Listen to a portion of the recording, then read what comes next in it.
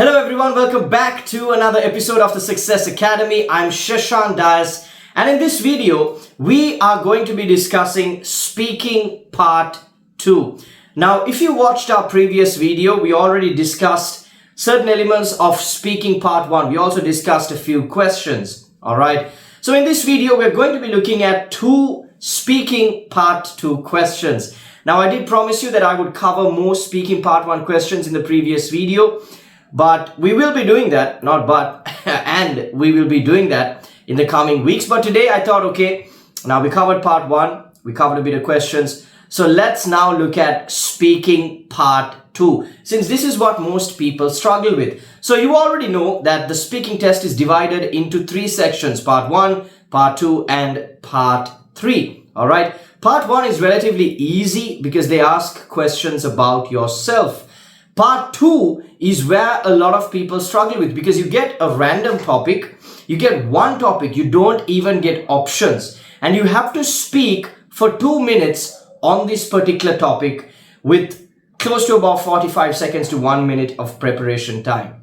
All right. So it's completely an impromptu speech. Impromptu means you think on the spot and you deliver the speech, right? You have no prior preparation time. Now, in this case, you have 1 minute, but 1 minute is not really enough for you to rally a lot of points. You can jot down some notes, you can take down a few points, but it doesn't really count as a lot of preparation time. And you have to speak for 2 minutes for this topic to get the maximum band score for the speaking section. All right.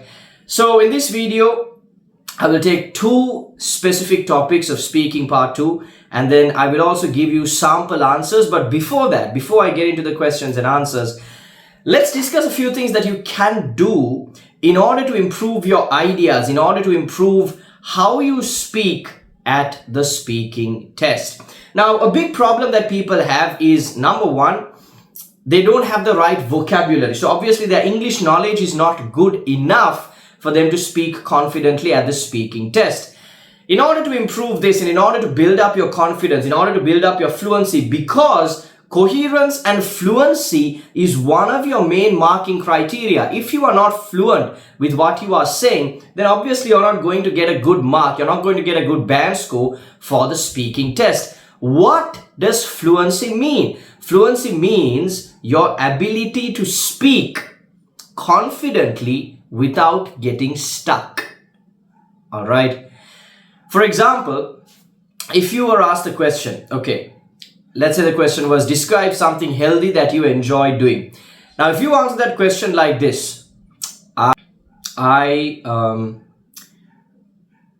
really enjoy going to the gym.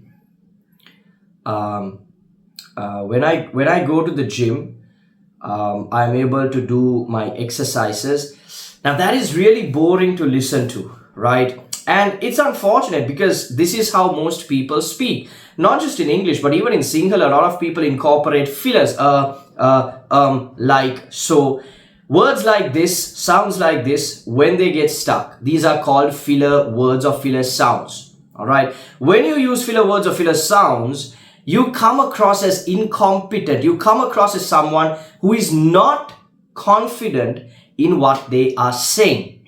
So one of the things that you need to do is build up your vocabulary, build up your fluency to a point where you are able to speak without getting stuck. And you might have the question, how can we do this? Well, I wish I could give you a magic pill, or I wish I could give you a quick fix solution that will get rid of all your filler problems and help you expand your vocabulary to a point where you can speak very confidently.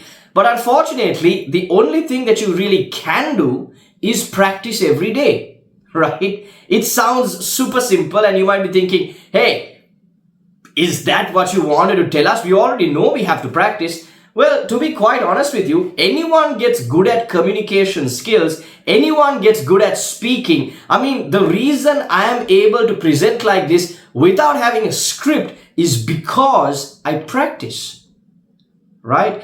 The only way that you are ever going to be able to speak confidently without using fillers with a good enough vocabulary confidently is if you practice every day. that is the only way.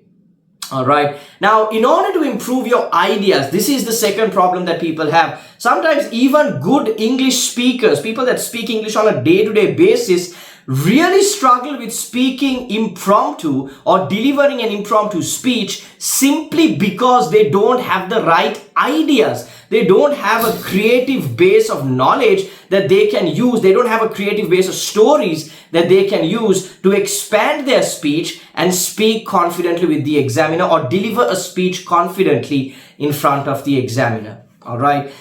Now, this is a big problem because if you don't have good stories, if you don't have good ideas to speak with, even if you have a good vocabulary, you might not be able to express yourself and bring out your ideas in order to get a good band score. So, in order to improve your ideas, here are a few things that you can do. Number one, you can watch Netflix documentaries. All right, it doesn't have to be on Netflix, but since most people have access to Netflix, I think that would be the easiest. But of course, if you don't have Netflix, you can check out BBC documentaries on YouTube. This is fantastic. All right.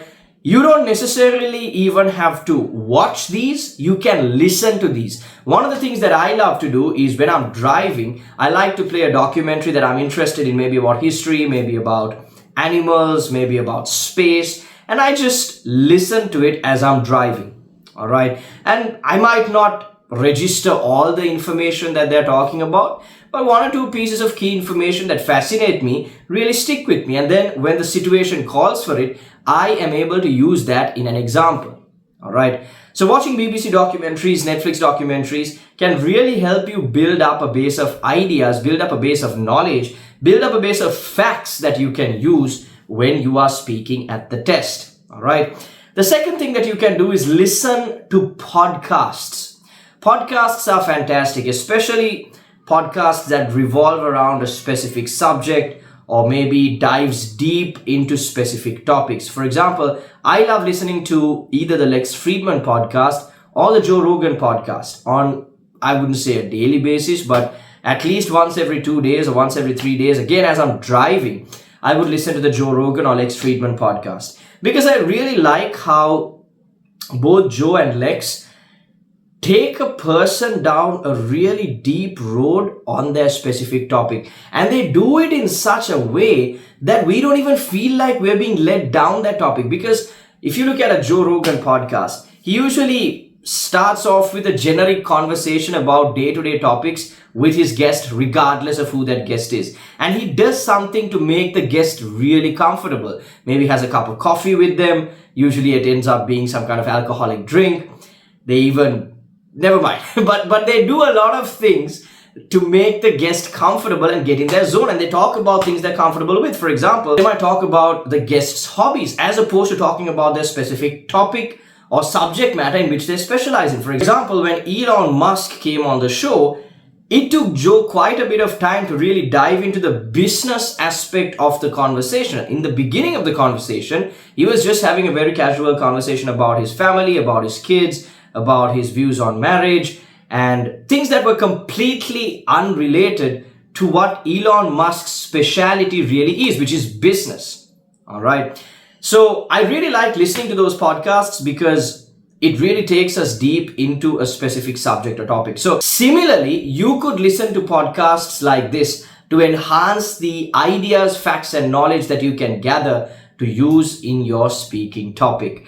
Furthermore, if you're a reader, I know most of you are not readers, and they are making that assumption simply because a lot of people are now used to watching things, scrolling on their phones, watching things on YouTube. Information is too easily accessible to us that we don't really have to read. All right. But reading books can also really help expand your knowledge because more than watching something, when you read it, you are forced to creatively think about it in your head.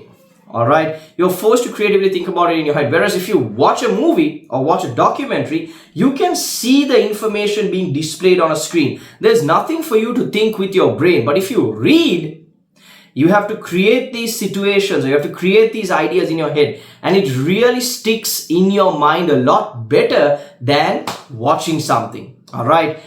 One final thing you can do is listen to TED Talks. I always, if I want to expand my knowledge on something, especially now, I'm interested in public speaking, how to improve my speaking skills, how to improve my hand gestures, how to improve my facial expressions. When I want to learn things like this, I always go and check out a TED Talk. And TED Talks are very concentrated speeches that focus on one specific subject matter. And it really helps you understand the intricacies of a specific subject in which you want to learn more of or grow your knowledge on.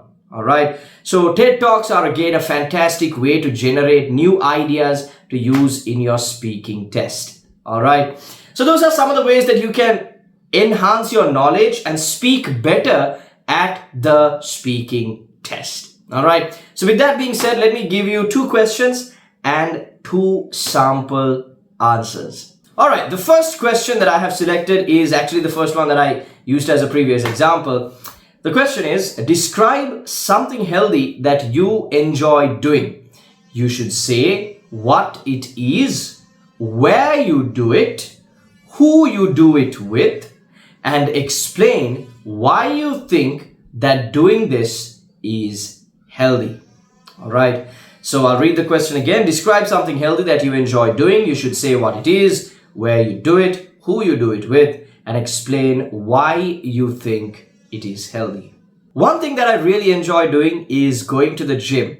I go to the gym usually 3 to 4 times a week, and I like to focus a lot on my cardiovascular fitness as opposed to my strength training. One of the main reasons for that is that over the past 2 months, it was Christmas, and I gained quite a bit of weight. I actually gained about 15 kilos over the past, not even 2 months, it's actually the last 3 to 4 months.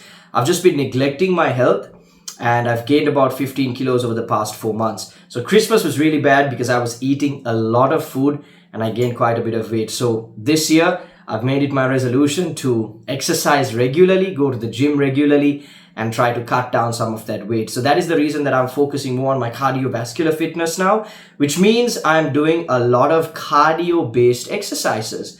So just to give you a rundown of my routine, I spend about 40 minutes on the treadmill. And then I also spend about another 30 minutes on the static bike, following which I also try to do 100 burpees. That is one particular day. So on the second day, I do a very similar exercise to the first, which is I go 40 minutes on the treadmill, 30 minutes on the static bike, but this time instead of the burpees, I substitute that with about 70 weighted squats. So I alternate these 2 days and I go about 3 to 4 days per week. So I usually go to the gym alone. I don't like to go with somebody because I feel like it distracts me from the goal I'm trying to achieve. And usually when I'm talking and when I'm getting distracted during my workout, I feel like I'm not getting the full potential of my workout. My goal over the next 4 months is actually to drop down to the weight that I was 4 months ago, because I want to drop down 15 kilos over the next 4 months. I believe this is entirely possible, and I really enjoy doing it because going to the gym and exercising really helps me both physically, obviously because I'm losing weight, and mentally. It's a great way to start my day. I feel rejuvenated, I feel excited, I feel ecstatic to get started with my day. So I try to go to the gym by about 7 in the morning. Sometimes I sleep in late because I work late as well. So I try to go in the morning itself, maybe by 7 if I can. If not, I'll go at about 10 or 11 because I want to get working out of the way before I start the rest of my work. So I try to go, I really enjoy doing it because I love cardiovascular exercises as opposed to strength training, because strength training quite honestly makes me feel very tired throughout the day. Whereas doing cardio, it keeps me on my feet, it keeps me very sharp, I feel very focused while I'm doing it. And it also gives me the opportunity to actually focus on something else while doing the cardio. So for example, I would listen to a podcast, maybe I would listen to an informational TED Talk while running on the treadmill or while riding the static bike. So I feel I'm killing 2 birds with 1 stone. I feel like it's a fantastic thing for me to do, and I believe it really improves my health. So I believe the healthy activity that I really enjoy doing is going to the gym. Alright, so I hope you watched that first question and got a small understanding of how to answer a part 2 question. Hopefully you understood how to include examples and elaborate your answer in such a way that you can speak for the complete 2 minutes. How you can give a well-rounded, structured answer that would get you to the best possible band score. Alright, now we move on to question number 2. Describe a restaurant that you enjoyed going to. You should say where the restaurant was, why you chose this restaurant, what type of food you ate, and explain why you enjoyed eating in this restaurant. So that's the second question. I'll repeat it. Describe a restaurant that you enjoyed going to. You should say where the restaurant was, why you chose this restaurant, what type of food you ate, and explain why you enjoyed eating in this restaurant. This is a very exciting question for me because I'm someone who loves to eat a lot. So from the time I was a kid, I always loved to eat. And I'm not saying I love to eat junk food. I just love to eat in general. Even if it's a good rice and curry, which is mostly what I used to get for all 3 meals back in the day, I used to love to eat whenever I could. And then as I grew up, I got an amazing opportunity. Actually, when I left school, I got an amazing opportunity to work for the Daily Mirror, where I got to go out to different restaurants to critique or try out their food. So I got to go to about 3 to 4 different restaurants during the week. And so I've tried out throughout, I think, the 2 years that I worked there, more than 150 restaurants.